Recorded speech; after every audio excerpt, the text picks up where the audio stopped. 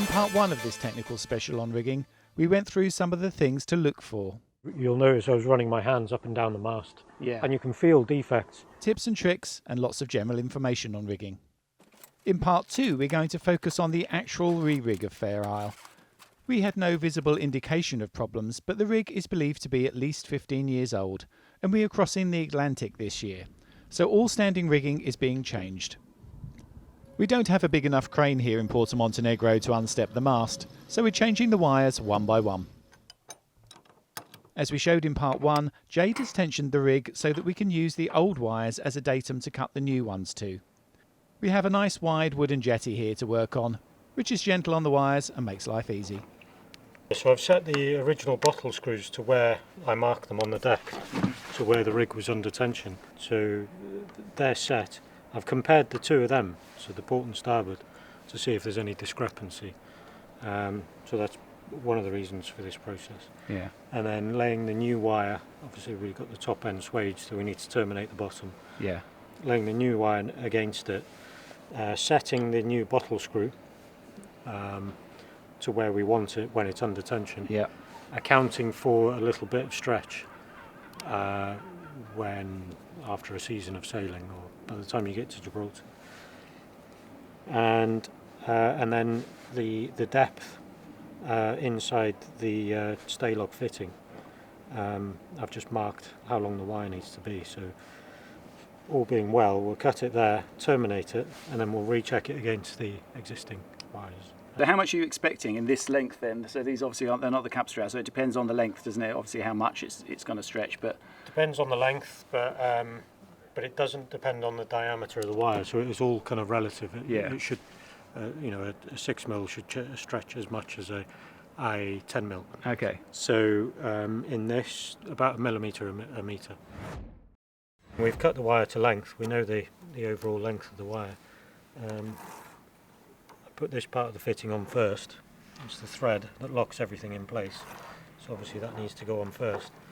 When we dismantle it, we make sure we don't lose the former, which is inside, and then the cone. So they're ready to go. Then we open up the strands. It's 1x19 wire, so we need to expose the core. And you can basically just unwind it a little bit, wind it back, yeah? Unwind it, yeah. I mean, it looks a bit coarse, but the wire's got a memory to it. You don't really, you want to be careful in the sense that you don't want to change the shape of the wire. Yeah. But you can just open it up, like so, expose the core. There you go, you can see the wrap of the core there. So the core stays as it is, yeah. Yeah, and then the cone slides over the core. Yeah. So.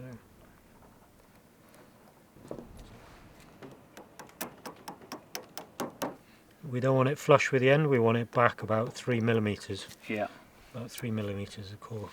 Now we just keep an eye on that through the process because it might need amending as we go on. Yeah. And then it's just wrap the wires back around carefully. And you see they find their shape straight away. Yeah.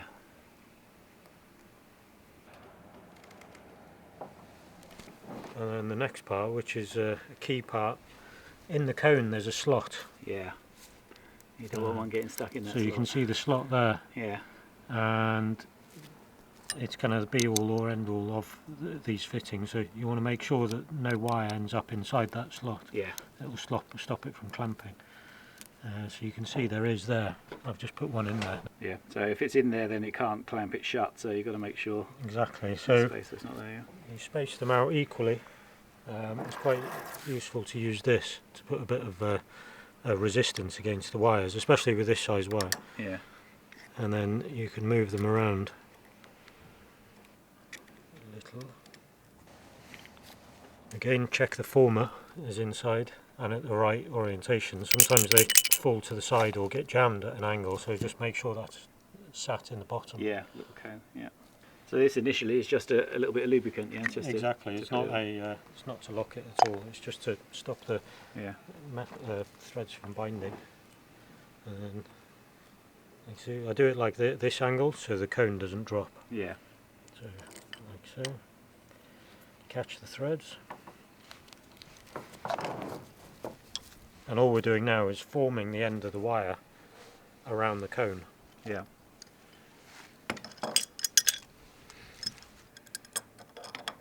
And you can feel it inside, it's kind of grating as it takes shape.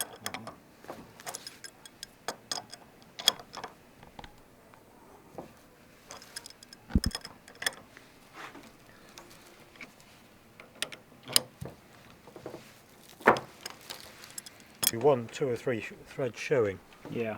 so even though it looks like it's not done up, and that means the wire's taken shape and it's bound at the bottom. If it was bottomed out, I'd be more concerned. There was no thread showing. Yeah. So that's perfect, 2 or 3 there.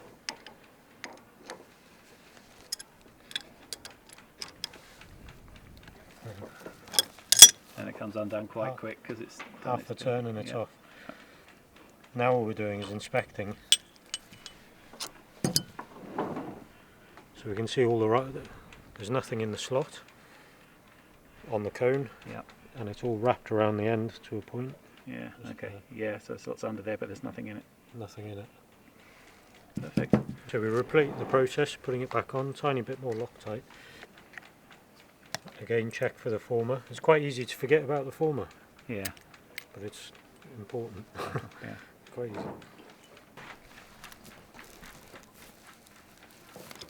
And that's the lot. So how do you know how tight to go? You can feel it stops, Yeah. and then you're going to need something a lot bigger, or put it in a vise to go any further. Yeah.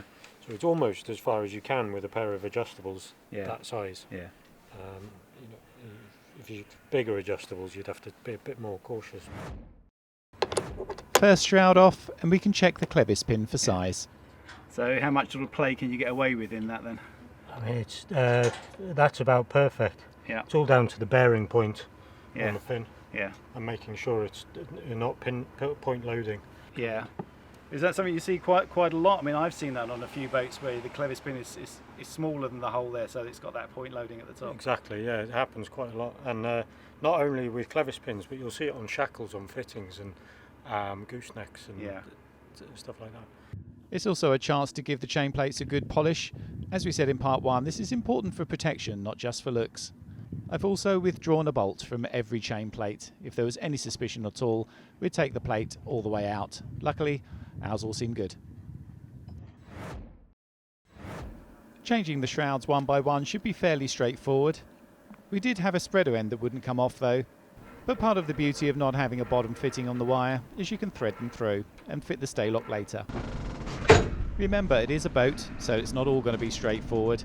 This stainless steel extrusion that holds our radar gave us a few headaches. And while things are down, it's a chance for running repairs. The wiring for my GPS needed a little bit of TLC, so give yourself time for this process.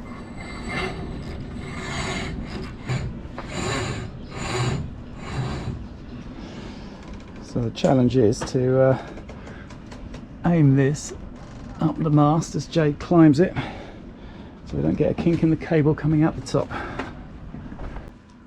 There's a lot of up and down the mast re-rigging this way. Good job Jade is fit. And just a word on the baggy wrinkles. The perfect antidote for sow chafe. More boats should have them. So I'm recycling all the old baggy wrinkles, giving them a wash. They've survived very well. There must be some sort of nylon. I think traditionally they were wool, but I mean, these have lasted. I think they've probably been up there for the whole length of the boat, so it's 22 years.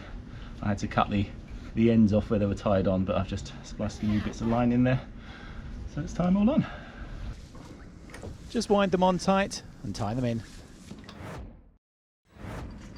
It's good to be alongside the dock to deal with the Furlers. Being a cutter, we've got 2. The staysail Furler is staying, but still needs to come off so the inner forestay can be changed. And the Yankees Furler is being changed completely. So on the whole, do you prefer just fitting a new Furler rather than trying to adapt stuff to an old one? Yeah. A bit more fiddly. Bit more fiddly. So this is just a way to try and push it through, so not a proper splice, but just trying to keep the core on one. Yeah, it's a bit of trade cheat really, just to save dismantling the whole further, to get the wire through. Yeah. Sometimes you can get it through and you can kind of play with the furler a bit to get the wire through. But we'll go with this technique this time.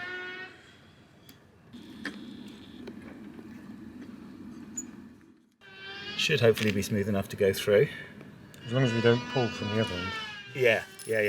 But you put a bit of tape on it, right? Yeah. Yeah.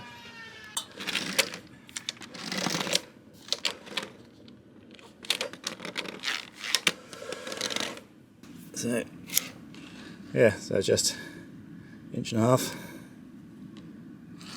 Good job. Right. So it actually looks like this has got a nylon insert. So would you still bother putting Tef gel on this?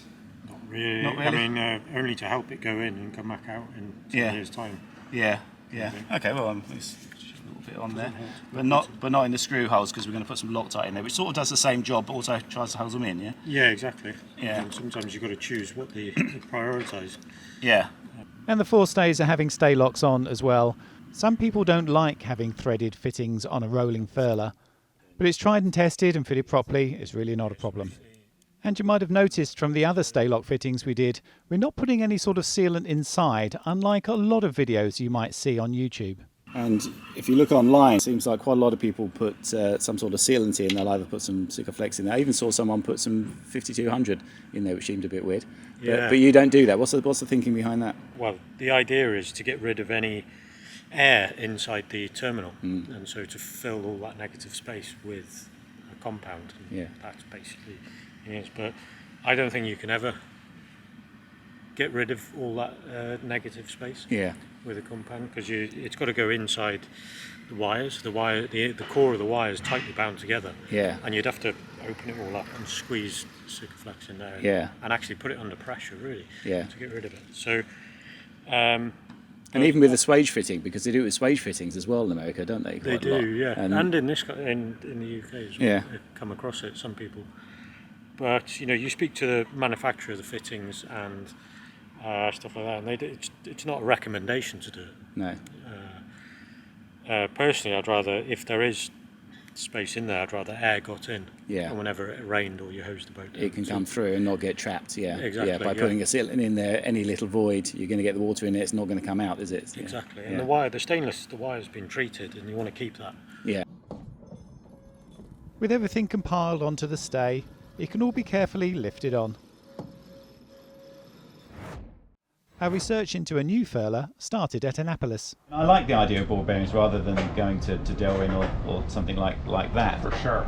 But this seems like it's more open. You can clean them. Is that? Yeah, if we're talking about the bearing race here, what's important for us as far as materials is hardness. Yeah. So this is a 316 ball bearing. Yeah. And the race is 316 as well, so they're the same hardness. Yeah. And then we passivate the ball bearings, which means all the impurities of the stainless have been removed. Yeah. So they really do stay round their whole life, and they don't get pock marks because they weren't passivated. Yeah. And another thing that's patented by Saldine is we have a load distributor in there. Yeah. So that when the halyard is on all the time, and the sail is obviously tensioned as well, we can spread the load over more ball bearings. So not only are we doing a hard ball bearing, but we're sharing the load. So it's okay. we give you a new wire. It's our wire. It's our swage terminal, and we ensure the integrity. The bottom ends in a STA-LOK terminal. Yeah.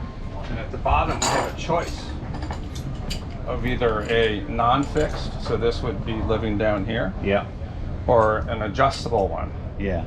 And of course, I love the adjustable one. It's bronze on stainless. You're never going to have any problems. But what's unique about this is as you're extending this, you're not raising the drum up.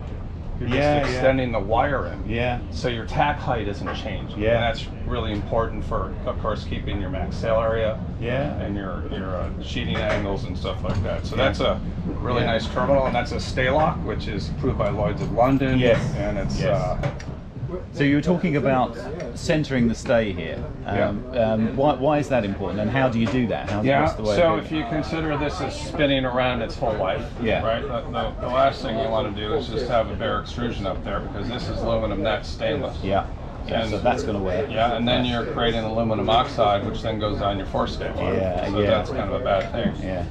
We'd had lots of problems with our original furler, mainly relating to bearings. Having smooth running bearings in a furler is crucial. The ones in this old unit were sealed. So the swivel here, it is turning, but it's not great, so I'll get the circlip off that, have a look at what's inside there and clear it all up. What was that I said? I'd just take the circlip off and have a look. The circlip's off, but it's not coming apart.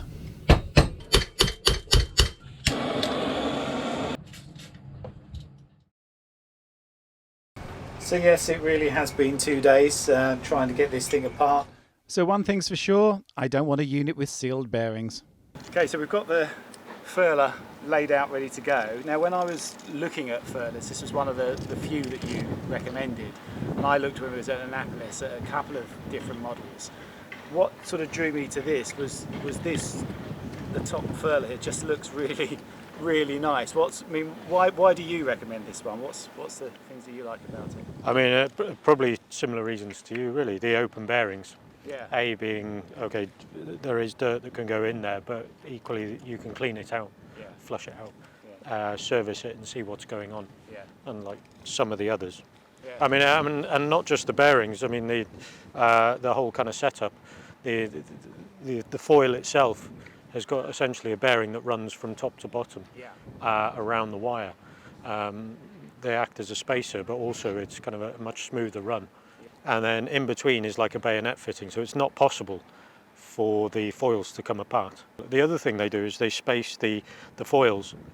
There's about 2 or 3 mil gap in between. Yeah. So using that bayonet fitting means that it creates a space between the foils. So the forestay will articulate to an extent. Yeah. Always will. So if they were butted up against each other and they're articulate, they work against each other. Yeah. So leaving that gap between the foils allows it to move that tiny bit, and it stops it wearing away. Wearing on itself. Yeah. It has got the 2 grooves, so obviously you could run 2 sails off it, could you? You can, yeah. I mean, you have to be careful with the loadings. Yeah. So on this one, on your boat, yeah, for sure. I think you could comfortably put 2 head sails off it. Yeah. But if it was the 304S, for example, you'd have to be careful as to about the square meterage of the sails, how much you're putting on them. Everything threads on easily with the new unit, much less fiddly than the old one. Little bit of fast mallet action. And then that lovely top roller. Seems too good to live at the top of the mast. The bottom joint is a STA-LOK, and we've gone for the option with this very cool adjuster. It's nice to be able to adjust. You've got the option to fine-tune it that much further, the rig, using it, and fine-tune the rake as well. Yeah. Which is, you might find after 1,000 miles you want to tune it up a bit, and you've got the opportunity to do that. Yeah. Okay. It's a long furler to get on this one, and we didn't quite have enough hands. But you can always improvise. The other thing to note about that lovely top bearing is it has 2 Dyneema loops to support the outer race. All makes for a smoother furl. They both attach to the halyard, and then the halyard itself has to be at the right angle with the forestay. There's a couple of deflectors in the kit. We've fitted one here. You're aiming to get the angle between the halyard and the furler between 15 and 20 degrees. So that's just enough of an angle now to stop a halyard wrap. Yeah, that's the point of it. And the bottom furler has a party trick as well. If we pull the furling line now, you can see the tack stays still for 360, and then it catches and starts furling. So the critical thing is to make sure that the tack goes on when you're bending the sail on. Yeah. At this point, not like so. So when you pull the sail now, the top and the bottom are turning at the same time. So it's a quick thing. So you flick the tack round. Time for a bit of static fine-tuning of the rig tension. And of course you can't get a gauge on the forestay with that furler in the way. I kind of eyeball up the foil like that and see how much of a sag. There's always going to be a little bit of a sag. Yeah. But basically almost about the width of the actual foil itself. Yeah. That's kind of a rough gauge, but also sailing the boat.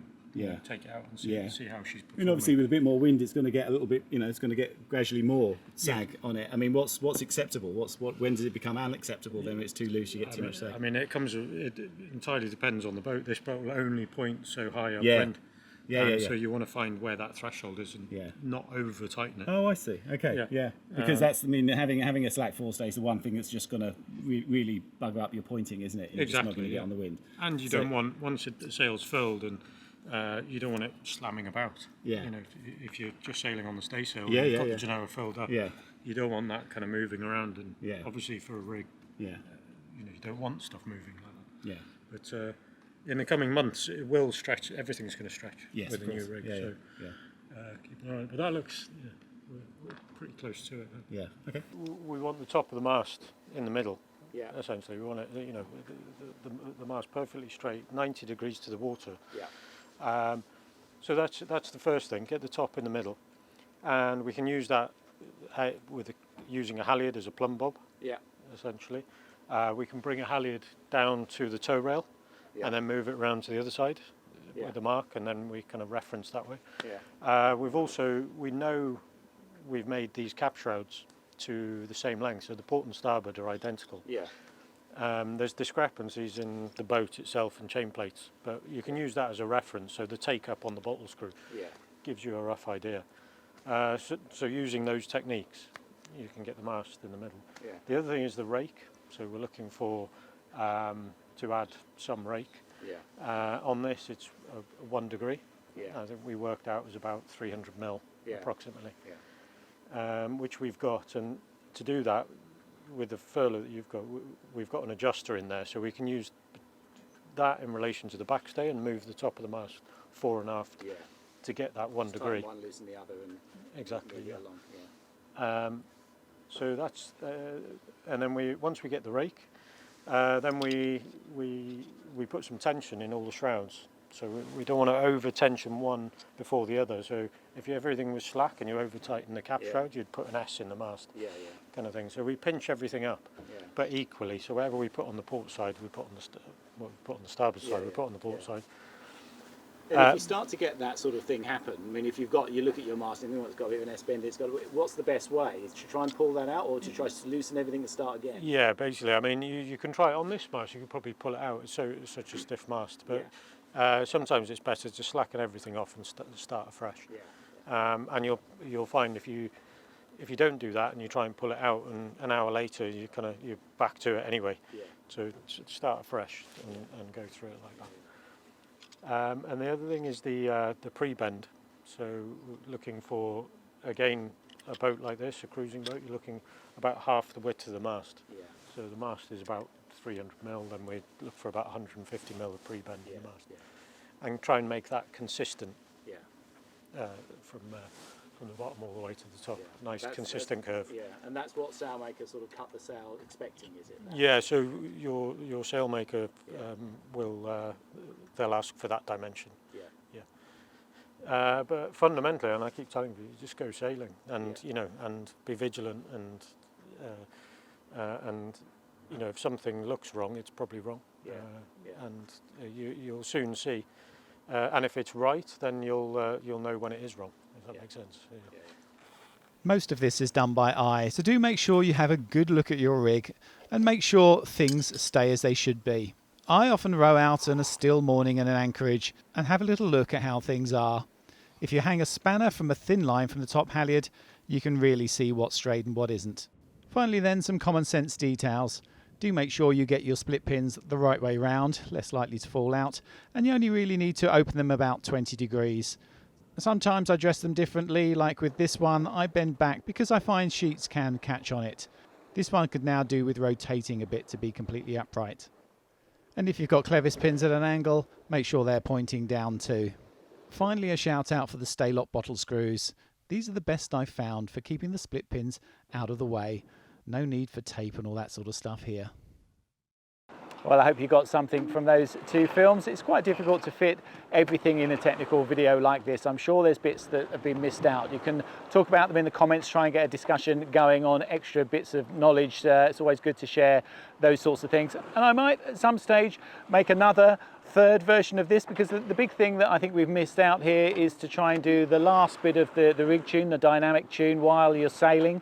So I'm going to be doing that myself now, just to get things right over the next sort of couple of months. So we show some stuff in the episode, but I might get a specialist out if we can hitch up with Jade again. We just didn't get time to do it, to go out and sail with him while he was here. But to do that, and actually to go out and to look at sails as well. Sail trim, people think of it as something for racers, but very important for cruisers too, for the longevity of the sails and the rigging, to get things right. So, you know, it's nice sort of to have some knowledge in that way. There's one more thing I want to sort of talk about just before we go though, is that one of the other things I got with these STA-LOKs that are quite good is that I've got a little extension piece here. So what happens with that is it'll fit in to this position.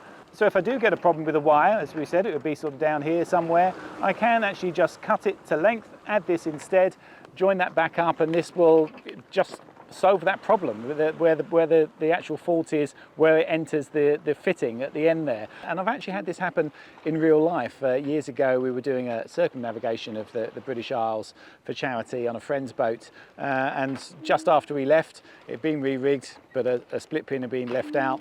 Cotter pin fell out, and the leeward shroud was flapping about. By the time we got it under control, it had damage right by the fitting. So we actually had to go back and have a new one made and leave on a later date. Whereas with this, you could just do it yourself. You just cut it off, bolt this one in, and it's all done. So yeah, as a cruiser, things like this really good if you're going to go to remote places, especially. And I'm going to get some Dynamo equivalent to the 10mm, so that I can do a whole shroud. If something goes wrong, I'll have that to replace it with in an emergency. So all those sorts of things are really good with these sorts of fittings, I think. So as ever, thanks for watching. Do try and subscribe, it costs you nothing. Become a patron if you really want to support us in the future making of these films. We really appreciate it. Thanks for watching.